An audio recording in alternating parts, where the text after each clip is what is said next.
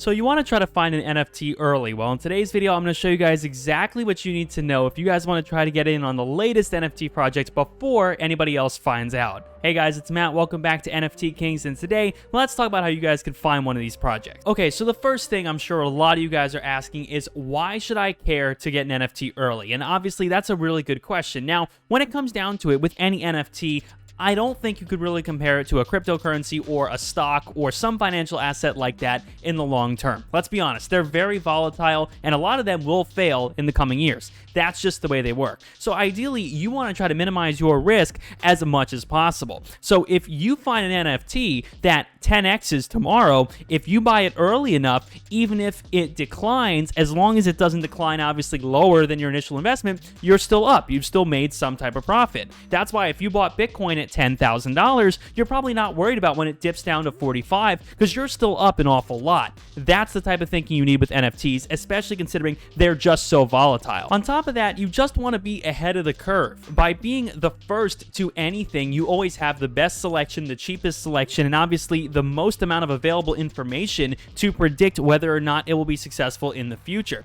If you purchase a punk right now on the Ethereum network for $1 million, do you know if that punk is going to appreciate and go up another million in 6 months? Probably not. But like I said, if you would have gotten in really early, you could have seen early price trends without shelling out a ridiculous amount of money. Okay, so how can you find them early? Well, the first thing I wanted to mention is something called rarity.tools. This is a website which covers all the new latest mints. Now, if you're not up to date on NFT terminology, believe me, that is understandable as it's kind of complicated. Basically, what a mint is it says, okay, this NFT is officially being launched. This is being released by a group. If you get in at the mint, you're buying at the official price in which they're released. You're not buying them secondhand. You're not buying it from someone else who bought it at mint and then listed it. And sometimes that's a good thing, because if you buy it at mint, you could go and flip it for a lot more money. If you buy it at mint and it depreciates, your mint price, whatever it is, if it's 3 Solana on the Solana network or 1 Ethereum or whatever that may be,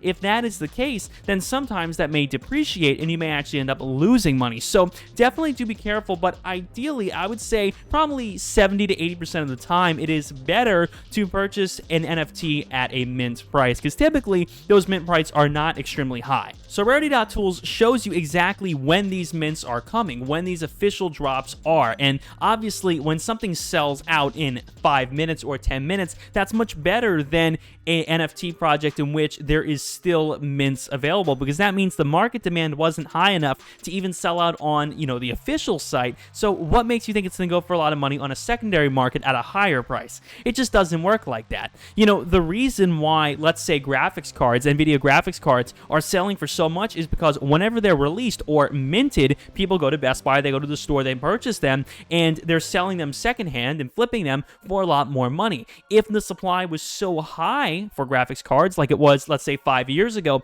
people wouldn't be on eBay spending $2,000 on a card that's really only worth $600. But because the supply is so low, people have to do that. So always keep in mind the supply. Sometimes a supply of 10,000 is typical. Sometimes a supply of 10,000 is an awful lot. So definitely be careful. But like I said, rarity.tools is definitely the best way to do this. You can go on there. You can see exactly when the launch date is. You could look at the Discord, the Twitter, get a feel for whether or not this has any community backing or not. And that's the best way you guys can prepare yourselves. All right, so what are some other ways in which you could get in early? Well, trying out a different ecosystem is always a good idea. So the Ethereum ecosystem, for those that don't know, is a little oversaturated these days, especially with gas fees being as expensive as they are. Now, if you're not following Ethereum gas fees, essentially what will happen is you'll go on OpenSea, which is the most popular Ethereum NFT marketplace right now. You'll go on there, you'll look to buy an asset for 0.01 Ethereum, and unfortunately, after doing that, you'll find that you have to pay $200, $500 in fees, and sometimes that's not even worth what the asset would be if it were doubled. So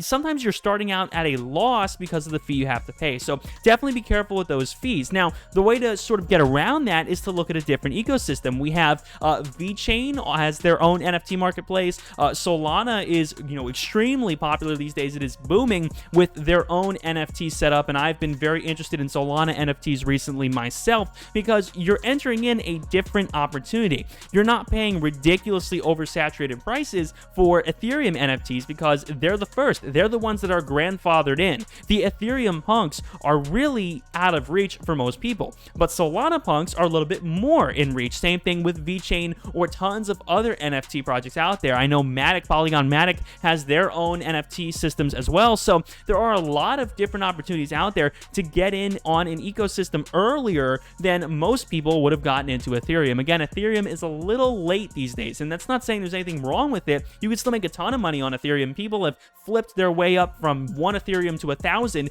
People have done that and become millionaires from flipping NFTs, but that's a side story. Regardless, folks, Ethereum, you have to kind of be careful because of those gas fees. So if you're able to find something early like Solana, there were people who were blowing the whistle when Solana was only $70 per token. Right now it is $170 per token. So there were a lot of people who were blowing that whistle a month ago, and they really got in early. The final way to find an NFT early is to look at some statistics. So the first thing, of course, is good volume. Now, the higher the volume, really, the more safe it is because there's a lot of money being sent in and out of a particular NFT. Now, sometimes, that is a bad thing because people are cashing out and selling, and that's causing the value to tank. But generally, if you have a high volume, it means people have been exposed to the project and maybe they're anticipating it going up, slowly and steadily over the future. That's possible, or again, perhaps it's on the decline. That's also happened, but good volume shows that a lot of people have actually seen it and participated in it. And again, that's sometimes for good and that's sometimes for bad. But if you find something that doesn't even have 1 Ethereum or 10 Solana exchanged during its entire tenure as a project, that's a little risky. You should be worried about that because it shows that hardly anybody has actually traded this. And again, sometimes that's amazing because you could get it on a project right before it goes nuclear, but you have to be aware of the risk because if you're not careful, you could buy a project that unfortunately you'll never be able to sell to anybody and no one ever will buy in the future. Now, another thing, of course, is price. If something is overinflated, I think this is a little obvious, but I figured it'd probably be worth stating regardless. If something feels overinflated in regards to price, don't buy it. Don't buy something that's ridiculously expensive and has no more headroom to grow. Ideally, it's kind of a mix of intuition. Now, you want to also take history into account because if a month ago someone sold something for 0.5 Ethereum and now it's going for 0.1 Ethereum,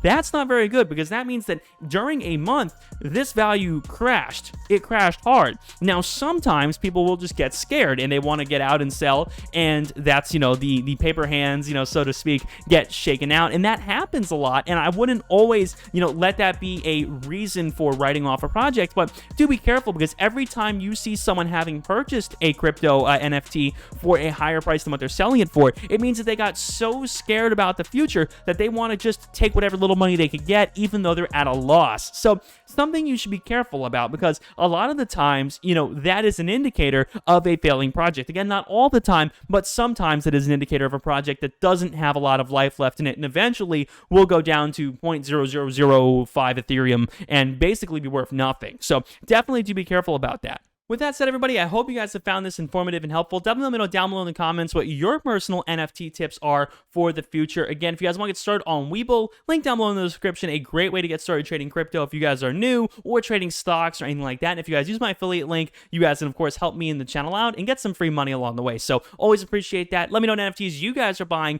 down below in the comments. Name's been Matt. I'll see you guys on the next video. Peace.